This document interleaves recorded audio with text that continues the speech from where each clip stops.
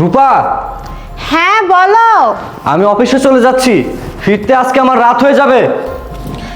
আচ্ছা আচ্ছা যাও, সাবধানে যেও, নিজের প্রতি খেয়াল রেখো। আচ্ছা।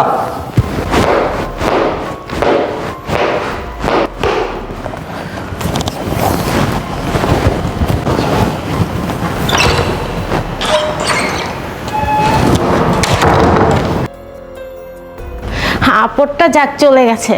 আমি এক কাজ করি, আমি আমার জানকে ফোন দিয়ে বাসায় আসতে বলি। হ্যালো জান, আমার হাজবেন্ড তো চলে গেছে, সে বলে গেছে তার নাকি আসতে অনেক লেট হবে। তুমি এক্ষুনি আমার বাসায় চলে আসো, তোমার জন্য আমি ওয়েট করছি। আচ্ছা তাড়াতাড়ি আসো। তার মানে সিকিউরিটি গার্ড আমাকে যা বলেছিল সব সঠিক। স্যার, আরে এখন বল। স্যার আপনার সাথে একটা কথা ছিল। কথা কি বলবি বল, সমস্যা নেই। এই কথাটা যে কীভাবে বলবো বুঝতে পারছি না। ও, বুঝতে পারছি, তোর টাকা লাগবে তাই না? না না স্যার, টাকা লাগবে না। তাহলে স্যার, ম্যাডামের শরীরটা না সমস্যা আছে।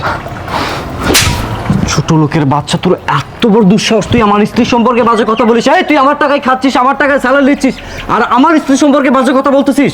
স্যার, আপনি আমাকে মারেন কাটেন যাই করেন, তারপরে বলবো স্যার ম্যাডামের শরীরটা সমস্যা আছে। স্যার, আমি আপনার নুন খেয়েছি, আপনার ক্ষতি হোক এটা আমি কীভাবে মেনে নিতে পারি বলেন স্যার? আমার স্ত্রীর চরিত্রের সমস্যা আছে মানে আসলে কি, একটু ক্লিয়ার করে বলতো। স্যার, আপনি যখন প্রতিদিন অফিসে চলে যান তার ঠিক পরপরই ম্যাডাম একটা ছেলেকে নিয়ে বাসায় আসে, তার সাথে সময় কাটে স্যার।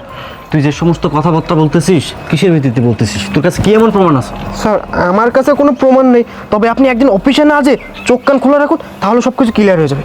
আচ্ছা ঠিক আছে, আমি তোর কথা মতো একদিন অফিসে যাব না, বাসায় থাকবো। তবে তোর কথা যদি সঠিক হয় তাহলে তোর জন্য পুরস্কার আছে, আর যদি মিথ্যা হয় তাহলে আমার বাসার দরজা তোর জন্য চিরদিনের জন্য বন্ধ। কথাটা মনে রাখিস। ঠিক আছে স্যার। ডিউটি কর।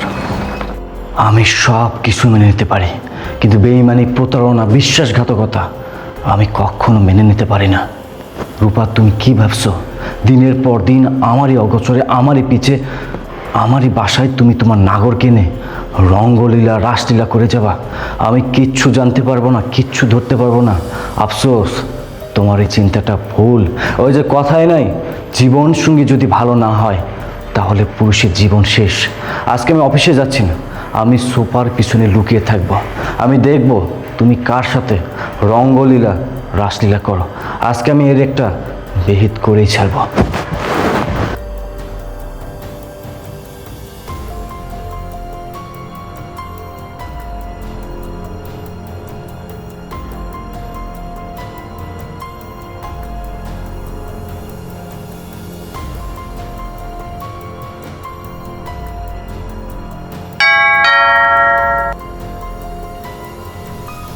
জন, জান তুমি এসেছো? হ্যাঁ আমি এসেছি। তুমি ডাকবা আর আমি না এসে কি থাকতে পারি? হাজার হলো তুমি আমার ভালোবাসার মানুষ। হয়েছে বাবু, তুমি এসেছো অনেক ভালো হয়েছে, আর ওই আপদটা না বিদায় হয়েছে। যাক, ভালো হয়েছে, তাহলে তো আজকে আমরা মন খুলে এনজয় করতে পারবো। মাই গড, এটা কীভাবে সম্ভব? এ তো আমার বন্ধু সজীব। তার মানে আমার বন্ধুর সাথে আমার স্ত্রী এতদিন পরকীয়া করে আসতেছে। আমার বউ এতটা নীচ, এতটা জঘন্য, আবার আমার বন্ধুকে জড়িয়েও ধরলো। সব কিছুর একটা শেষ আছে। আজকেই এই বেঈমানদের সাথে আমার হবে শেষ খেলা। বাবু, দরজার সামনে দাঁড়িয়ে আর কতক্ষণ? চলো না ভিতরে যাই। আচ্ছা ঠিক আছে, চলো। আচ্ছা তুমি যাও, আমি গেট লাগিয়ে আসি।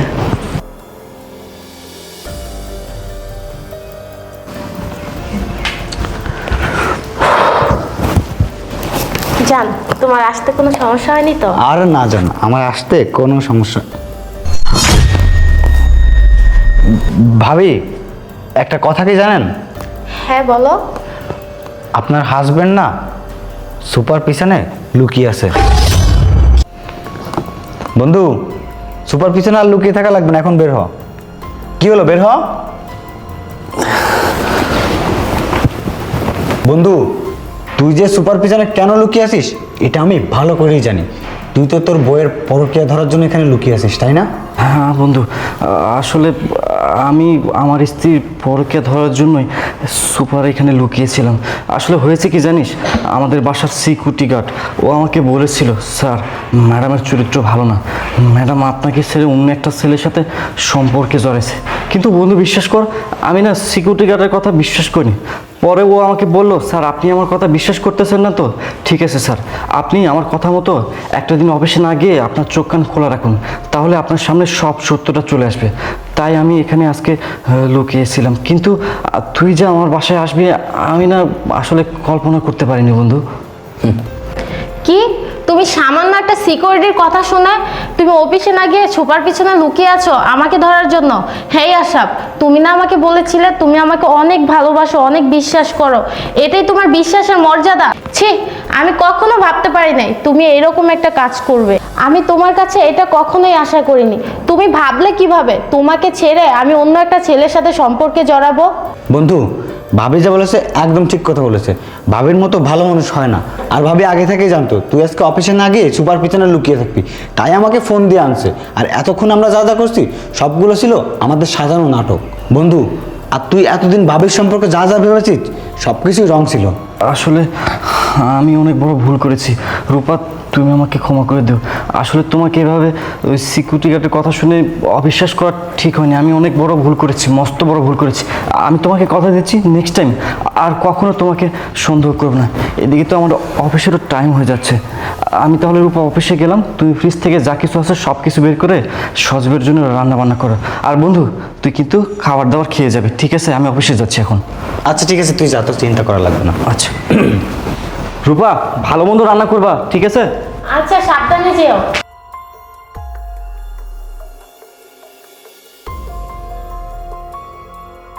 দেখছো তোমার হাজব্যান্ডকে কত সুন্দর করে বোকা বানিয়ে দিলাম, ও বুঝতেই পারলো না। শিট, আমি তো আমার অফিসের ব্যাগ ছেড়ে আসছি, যাই ব্যাগটা নিয়ে আসি। আচ্ছা জান, আমার হাজবেন্ড যে অফিসে না গিয়ে সুপার পিছনে লুকিয়েছিল, তুমি এগুলো কিভাবে জানলে?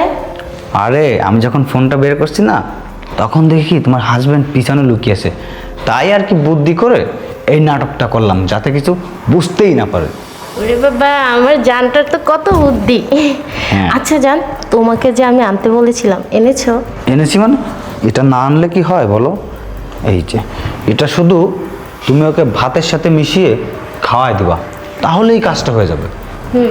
এটা আমি অফিস থেকে আসলেই ওকে আমি খাইয়ে দিব। বাহ বাহ বাহ। সব তুমি না অফিসে গেলে? বন্ধু, তুই? হ্যাঁ আমি। কি আমাকে এক্সপেক্ট করস না তাই না? কি ভাবছস তোরা আমাকে মেরে ফেলে আমার সকল সম্পত্তি হাতে নিয়ে সুখে শান্তিতে সংসার করবি? কি অ্যাক্টিং তোদের, কত নিখুঁত অভিনয় তোদের। তোদের এই অভিনয়ের কাছে বাংলা সিনেমার স্টার, সুপারস্টার, নায়ক, খলনায়িকা, খলনায়ক সবাই না ফেল মেরে যাবে। তোরা যদি কোনো না কোনোভাবে মিডিয়াতে যাইতে পারতি, অনেক বড় বড় অ্যাওয়ার্ড পাইতি। আমি জাস্ট কল্পনা করতে পারতেছি না এতদিন আমি কাদেরকে বিশ্বাস করছি, এই মানুষগুলোকে বিশ্বাস করছি, আর এই মানুষগুলাই আমার সাথে দিনের পর দিন প্রতারণা করে আসতেছে। তোমরা কি ভাবছো তোমরা দিনের পর দিন আমার সাথে প্রতারণা করে যাবা? আমি কিচ্ছু জানতে পারবো না, কিচ্ছু ধরতে পারবো না। আফসোস, তোমাদের চিন্তাটা ভুল। সত্য কখনো চাপা থাকে না, সত্য সামনে আসবেই, দুদিন আগে আর দুদিন পরে। আজকে সব সত্যটা আমি জানতে পারছি। সজীব, তোকে কখনো আমি বন্ধু মনে করি নাই, নিজের ভাই মনে করছি। আরে তোর বিপদ আপদে আমি সব সময় পাশে থেকেছি, কারণ আমি তোকে আমার পরিবারের লোকজন মনে করেছি, আপনজন মনে করেছি। তুই যখন আমার কাছে যা চাইতি আমি চেষ্টা করতাম তোকে সব সময় সাহায্য সহায়তা করার জন্য। আর সেই কিনা তুই আমার স্ত্রীর সাথে দিনের পর দিন অনৈতিক সম্পর্ক চালিয়ে গেলি। তোর কি একটাবারের জন্য মনে হলো না তোর এই বন্ধুটাকে তুই ঠকাচ্ছিস? আমি আমার ফ্যামিলির কাছে, আমার মা বাবার কাছে আমি সবসময় বলতাম, মা বাবা তোমাদের একটা সন্তান না, তোমাদের দুইটা সন্তান, একটা সজীব আর একটা আশরাফ। আর তুই কিনা আমার সাথে এত বড় বেইমানি করতে পারলি? আমি না এটা তোর কাছে আশা করিনি। তুই তো আমাকে বলতে পারতি আমার স্ত্রীকে তোর ভালো লাগে, আমার স্ত্রীর সাথে তোর সম্পর্ক, আমি আস্তে আস্তে তোদের লাইফ থেকে সরে দাঁড়াতাম। এত বড় প্রতারণা তোরা কেন করলি, কিসের জন্য করলি? আজকের এই ঘটনা দেখার পর কোনো বন্ধুকে আর কোনো বন্ধু বিশ্বাস করবে? কেউ বিশ্বাস করবে না। আমি সব সময় রূপাকে বলতাম ভালো মন্দ রান্না বান্না করলে তুমি সব সময় সজীবকে ডেকে নিয়ে আনবা, এনে ভালো মন্দ রান্না করে খাওয়াবা, কারণ ও তো আমার আরেকটা ভাই। আর সেই মানুষটা তুই এত বড় বিশ্বাসঘাতকতা করলি। এই দৃশ্য দেখার আগে, ঘটনা দেখার আগে যদি আমার মরণ হতো না, সেটাই বোধহয় অনেক ভালো হতো। আর রূপা, তোমার কথা আমি কি বলবো? তুমি আমাকে মেরে সজীবের সাথে সুখের সংসার করবা, রাইট? এই ছিল তোমার মনে? আরে আমাকে যদি তোমার ভালো নাই লাগে, আমার সাথে যদি সংসার করতে নাই চাও, তাহলে কেন বিয়ে করেছিলাম? আমি কি বিয়ের সময় ফোর্স করেছিলাম, জোর করেছিলাম? এখন তো আমার মন বলতেছে আসলে তুমি আমাকে কখনোই ভালোবাসো নাই। তুমি ভালোবাসো আমার ধন সম্পদ, টাকা পয়সা, এগুলাকে, রাইট? তুমি আমাকে দিনের পর দিন ইউজ করছো, তুমি আমাকে দিনের পর দিন ঠকাইছো, কিন্তু আমি তোমাকে কখনো ইউজ করি নাই, তোমাকে কখনো ঠকাই নাই। আমি তোমাকে মন থেকে ভালোবাসতাম। এই কিসে কমতি ছিল? ভালোবাসা কি কমতি ছিল? বিয়ের পর থেকে তুমি আমার কাছে যখন যেটা আবদার করছো, আমি আমার জীবনের উপর দিয়ে পার করে হলো তোমার সমস্ত সকালাত আমি পূরণ করছি। আর তার প্রতিদান হিসাবে তুমি আমাকে এত বড় একটা গিফট করলা, তোমার টাকা পয়সা, ধন সম্পদ, এগুলো রাখবে, রাইট? ঠিক আছে, এই নাও, এখানে সম্পত্তির দলিল আছে। আমার এই বাসাটা বাদে আমার স্থাবর অস্থাবর যত সয় সম্পত্তি আছে আমি সব কিছু তোমার নামে লিখে দিছি। ভেবো না এগুলো জানার পর আমি লিখে দিছি। আমি যখন জানতামই না আমি ছাড়া অন্য কোনো ছেলের সাথে তোমার সম্পর্ক আছে, আমি তখন তোমাকে লিখে দিছি। আমি ভেবেছিলাম পরের অ্যানিভার্সারিতে আমি তোমাকে এটা গিফট দিব, কিন্তু তার আগে না তুমি আমাকে অনেক বড় গিফট দিছো, অনেক বড় গিফট দিছো। তুমি সজীবকে ভালোবাসো, ওর সাথে সুখের সংসার করবা। আমি এতদিন ভেবেছিলাম তুমি আমার কাছে ভালো আছো, আনন্দে আছো, কিন্তু না, আমার এতদিনের চিন্তা চেতনা সব কিছু ভুল। তুমি ভেবো না আমি আমার সকল সম্পত্তি তোমার কাছে ফেরত চাইবে, ইভেন তোমার আমি মামলাও করবো না। কেন করবো না জানো? কারণ আমি তোমাকে ভালোবাসি, আমার জীবনের চাইতে বেশি ভালোবাসি। ঠিক আছে, অনেক কথা বলে ফেলেছি, আমি আর কথা বাড়াতে চাই না। আমি চাইলে তোমাদেরকে পুলিশে দিতে পারতাম, কিন্তু আমি পুলিশেও দিব না, কারণ আমার একটা রেপুটেশন আছে, অনেক রেপুটেশন আছে। ঠিক আছে, যাও, সজীবকে নিয়ে এই সম্পত্তির দলিল নিয়ে এখনই আমার বাসা থেকে বের হও, বের হও বলতেছি। আশরাফ, আশরাফ তুমি আমাকে মাফ করে দাও। আমি না বুঝতে পারিনি তুমি আমাকে এতটা ভালোবাসো। বিশ্বাস করো, আমি যদি তোমার ভালোবাসাটা বুঝতে পারতাম তাহলে তোমাকে আমি এভাবে কখনোই ঠকাতাম সেট না। Up, just set up. নাটক করো না, যতই নাটক করো তুমি আমার মন গলাতে পারবে না। বিশ্বাস অতি সূক্ষ্ম সুতোর মতো, যদি একবার ছিঁড়ে যায় না তা কখনো জোড়া লাগানো যায় না। এখন যতই বলো তোমাদেরকে বিশ্বাস করতে, আমি আর বিশ্বাসটাই করতে পারবো না, কারণ তুমি আমার বিশ্বাসটাই ভেঙে দিচ্ছ। বলছি না এখান থেকে বের হয়ে যেতে, এখানে যদি আর 1 সেকেন্ড দাঁড়িয়ে থাকো তাহলে হাত ভেঙে ধরে দিব। যাও, বেরো।